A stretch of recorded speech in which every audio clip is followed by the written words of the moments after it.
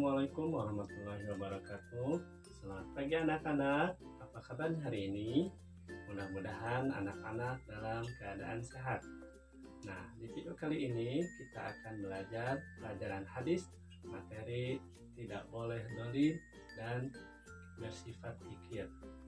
Nah, pada minggu kemarin Bapak sudah menugaskan anak-anak untuk membaca hadis tersebut. Nah, sekarang Bapak akan menjelaskan tentang hadis tersebut. Baik, anak, coba buka bukunya halaman 88 ya. Baik, Bapak akan bacakan hadisnya ya. Bismillahirrahmanirrahim. Ittaqu zulma fa inna zulma zulumatun yaumal qiyamah. Wattaqu syuha fa innahu ahlaka man kana min qablikum. Yang artinya, jauhilah sifat dolim, karena dolim itu kegelapan pada hari kiamat, dan jauhilah sifat kikir karena ia telah membinasakan sebelum kamu. Hadis riwayat Muslim. Anak-anak yang soleh dan soleha, di dalam hadis tersebut kita diperintahkan oleh Allah untuk menjauhi sifat dolim. Dolim terhadap siapa? Baik, yang pertama adalah dolim terhadap Allah. Contohnya seperti berbuat syirik, percaya kepada dukun atau paranormal, kemudian tidak melaksanakan perintah Allah seperti sholat, zakat, puasa, dan ibadah haji. Yang kedua adalah dolim terhadap sesama ciptaan Allah. Contohnya seperti apa? Contohnya adalah diantaranya merusak lingkungan, kemudian tidak memberi makanan kepada hewan peliharaan, atau menyakiti hewan peliharaan. Nah, itu adalah dolim terhadap sesama ciptaan Allah. Dan yang ketiga adalah dolim terhadap diri sendiri. Contohnya seperti apa sih dolim terhadap diri sendiri itu? Ya, contohnya seperti makan dan minum secara berlebihan, tidak teratur, kemudian mengkonsumsi makanan dan minuman yang Allah haramkan, di antaranya makanan babi, kemudian minuman yang beralkohol atau bisa memabukkan. Nah, itu adalah contoh perbuatan dolim terhadap diri sendiri. Kemudian di dalam hadis tersebut juga Allah memerintahkan kepada kita supaya apa? Supaya menjauhi sifat kikir. Nah, anak-anak yang soleh dan soleha, apa itu sifat kikir? Oke, jawabannya ada di video nanti ya. Video tentang kisah Qarun. Baik anak-anak, coba perhatikan video tentang kisah Qarun, kemudian nanti simpulkan ya. Selamat menyaksikan.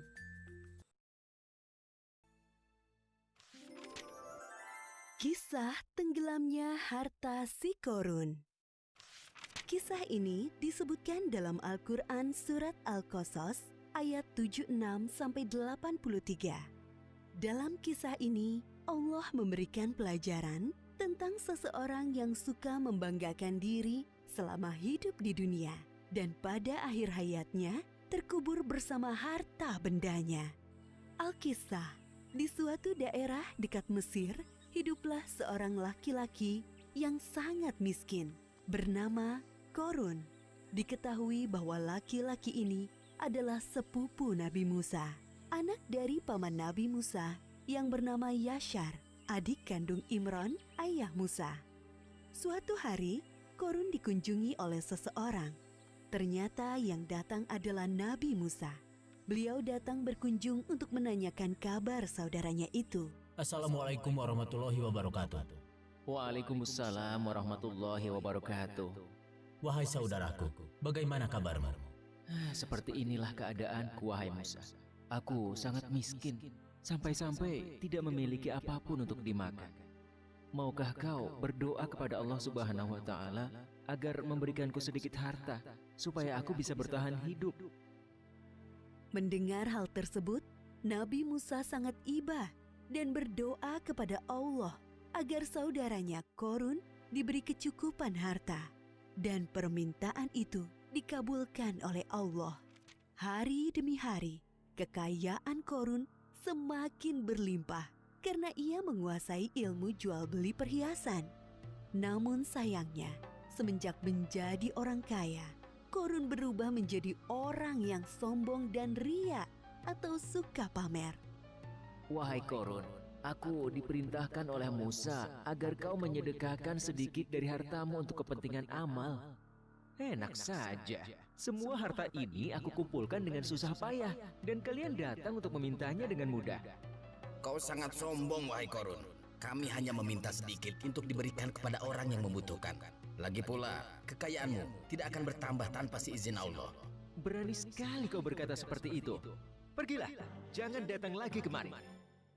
Kedua utusan Nabi Musa meninggalkan rumah Korun dan melaporkan kejadian itu kepada Nabi Musa. Hartaku sungguh sangat banyak. Tidak ada seorang pun yang bisa mengambilnya dariku. Sekarang, aku adalah satu-satunya orang terkaya di Mesir. Setiap hari, Korun selalu membanggakan dirinya.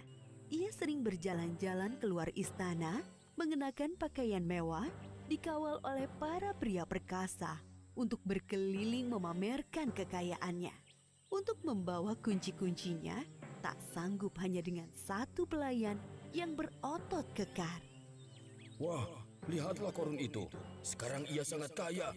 Jubah yang dikenakannya berlapiskan emas yang sangat berkilau. Benar, saudara. Tapi sayangnya dia sangat sombong.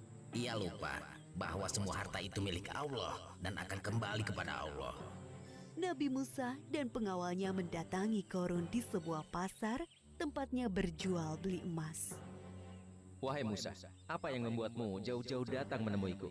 Kalau kau kesini hanya untuk meminta emas-emasku, sebaiknya pulanglah. Aku tidak akan memberikannya sepeser pun kepadamu. Wahai Korun, tidak ingatkah masa lalumu? Dulu kau begitu miskin, sampai Allah memberikanmu semua kekayaan ini. Ingatlah wahai Korun. Itu masa lalu, wahai Musa. Semakin hari hartaku semakin bertambah. Semua itu terjadi karena ilmu dagang yang aku pelajari, bukan karena Allah. Korun tetap bersikukuh, tidak mau menyedekahkan hartanya karena menganggap semua harta yang dimilikinya adalah hasil kerja kerasnya selama ini. Aku akan mengatakan kepada semua orang bahwa Musa akan mengambil seluruh harta yang aku miliki. Aku hanya mengingatkanmu, karena dalam setiap harta yang kita miliki, terdapat 2,5% hak orang miskin di dalamnya. Aku mengingatkanmu, jangan bersikap sombong dan membantu orang lain yang membutuhkan. Sekiranya kau tidak berkenan, Allah akan mengambilnya dengan sangat mudah, seperti saat Allah memberikannya. Pergilah wahai Musa, kau hanya menggangguku. Sepeninggal Nabi Musa, kesombongan Korun semakin bertambah. Bahkan ia merampas harta orang lain untuk menambah kekayaannya. Sampai suatu ketika datang azab dari Allah. Tiba-tiba langit menjadi gelap, bumi bergemuruh, dan barang-barang di rumah Korun bergetar. Apa yang terjadi wahai pelayan? Terjadi gempa bumi, tuanku. Apa? Bagaimana ini bisa terjadi? Bagaimana dengan hartaku? Pelayan, selamatkan hartaku. Oh emas-emasku, berlian pujaanku, perhiasan mewahku yang sangat berharga. Semuanya harus aku amankan sebelum Sempat menyelesaikan ucapannya, lantai rumah Korun terbelah menjadi 2 bagian.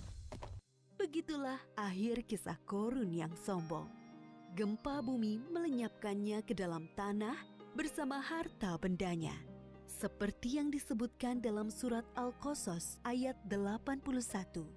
Maka kami benamkan dia, Korun, bersama rumahnya ke dalam bumi. Maka tidak ada baginya satu golongan pun yang akan menolongnya selain Allah. Dan dia tidak termasuk orang-orang yang dapat membela diri.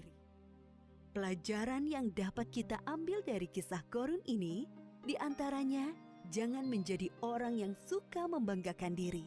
Karena Allah tidak suka orang-orang yang membanggakan diri. Dunia dan seisinya adalah milik Allah dan dapat dengan mudah diambil olehnya. Berbuat baik kepada orang lain selama di dunia, seperti bersedekah, karena amalan baik kita di dunia bisa menjadi penolong kelak di akhirat. Wallahu a'lam bishawab. Bagaimana sudah ditonton videonya? Nah, untuk selanjutnya Bapak akan tugaskan anak-anak untuk menuliskan pesan atau amanat yang terkandung dalam kisah Korun tersebut. Kemudian tulis di buku tulis lalu dikirim ke Bapak. Alhamdulillah, video pembelajaran kali ini telah selesai. Semoga bermanfaat. Kurang lebihnya Bapak mohon maaf. Selamat belajar dan selalu jaga kesehatan. Ingat, apabila keluar jangan lupa untuk selalu cuci tangan, jaga jarak, dan selalu pakai masker.